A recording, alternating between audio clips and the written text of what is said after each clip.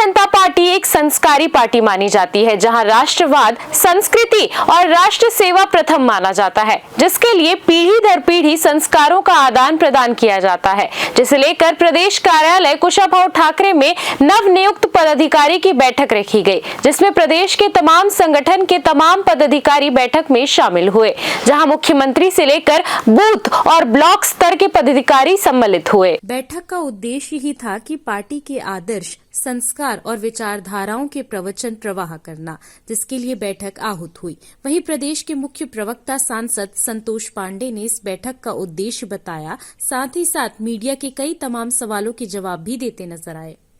नए पदाधिकारियों के निर्वाचन या नियुक्ति के पश्चात भारतीय जनता पार्टी हर दृष्टि से उन्हें चुस्त पुष्ट करने का काम, प्रशिक्षित करने का काम, अपने दायित्वों का निर्वहन हम कैसे करें, इसके लिए कुछ टिप्स के साथ साथ एक प्रकार से कभी कभी 3 दिवसीय होता है, कभी 2 दिवसीय होता है, कभी 1 दिवसीय, ऐसा प्रशिक्षण का कार्यक्रम रखते हैं। आज हमारे पदाधिकारियों के माध्यम से ऐसे नवनियुक्त पदाधिकारियों को पार्टी के हित में पंडित दीनदयाल उपाध्याय, डॉक्टर श्यामा प्रसाद मुखर्जी जी के विचारों को नीचे तक कैसे लेकर के जाए, दीनदयाल जी का अंत्योदय, माननीय नरेंद्र मोदी जी की योजनाओं को, और साथ ही संगठन कैसे मजबूत हो, इसके लिए ऐसे कुछ टिप्स के साथ कुछ सूत्र, कुछ मंत्र दिए गए हैं, जिसको हम नीचे तक उतारने का काम करेंगे। ये मानव स्तर पर मिशन 2028 की तैयारी शुरू कर दी गई है? 2028 नहीं, भारतीय जनता पार्टी में जैसे ही एक चुनाव होता है, उसके प्रातःकाल दूसरे दिन से हम आने वाले दूसरे चुनाव की भी तैयारी करते हैं। और हमारे यहाँ एक शब्द है, कहते हैं कि भारतीय जनता पार्टी में केवल युद्ध काल में नहीं, हम शांति काल में भी युद्ध की तैयारी करते हैं। ये बलरामपुर से एक आरोप लगा रही है, बताओ कौन सा आरोप लगा रही है? सर, इसमें कांग्रेस आरोप लगा रही है कि लगातार पुलिस कस्टडी में इस तरह की घटनाएं जो है भाजपा शासन काल में हो रहे हैं। भूपेश जी के शासन में जो जो हुआ है, हम सभी उससे परिचित हैं। अभी चाहे वो सूरजपुर हो, कोंडागांव हो, गरियाबंद हो, सबके पीछे कांग्रेस का हाथ रहा है, कांग्रेस के पदाधिकारियों का हाथ रहा है। और कुछ अपुष्ट जो रहे, बाद में 2 दिन बाद पता चला कि इसमें तो कांग्रेस के ही लोग हैं, तो वो भी स्पष्ट हो जाएगा। अब वो अपने को बेदाग होने के लिए या जो जो घटनाक्रम हुआ है, हो सकता है स्पष्टीकरण देने गए होंगे। कांग्रेस की पद्धति, कार्य पद्धति अलग ही रहती है। ये भूपेश बघेल जी को असम में जिम्मेदारी दी गई है और उनके साथियों के द्वारा जो कुसमी ब्लॉक है, वहां पर ग्रामीणों के साथ मारपीट की गई है और उसमें एक ग्रामीण की मौत हुई है, हिरासत में लेके पुलिस पूछताछ भी कर रही है। उसमें जांच पड़ताल चल रही है, अभी से कुछ कहना उचित नहीं है, जांच में सारी बातें स्पष्ट हो जाएगी। तो लेकिन इसी में कांग्रेस भी जा रहे हैं, कितना लाभ होगा, भाजपा को होगा कि कांग्रेस को होगा? अब एक कहावत है, वो छत्तीसगढ़ी कहें या हिंदी कहें, क्या है कि जहाँ जहाँ पैर पड़े तहाँ तहाँ बंठा धार।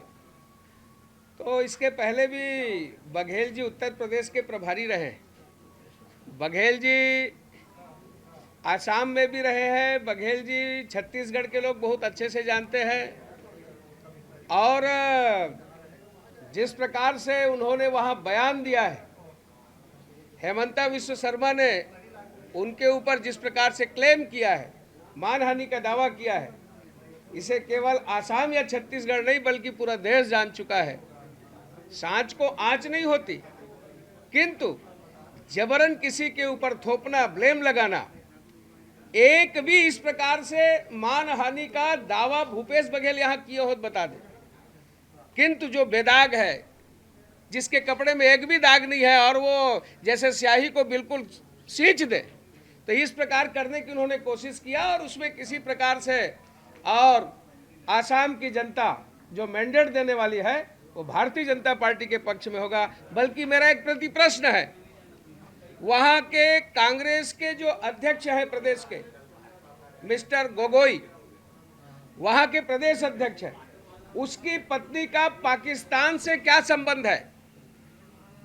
क्या तौकीर रजा के से वो वहाँ, वो जो क्लाइमेट एजेंसी के रूप में एक संस्था काम करती है, अली तौकीर शेख, क्लाइमेट एक्टिविस्ट, इनसे क्या संबंध है? कितना वेतन पाकिस्तान से वो ले चुकी है। और अभी जब गोगोई गए थे तो हवाई मार्ग से ना जा करके वे बॉर्डर से गए थे। ये आखिर क्या कहलाता है? पाकिस्तान से रिश्ता गोगोई स्पष्ट करे। एसआईटी गठन के बाद बयान देने का काम आदरणीय हेमंता विश्व शर्मा जी ने किया था, उसमें स्पष्टीकरण दे। सीसीएन न्यूज के लिए ब्यूरो रिपोर्ट।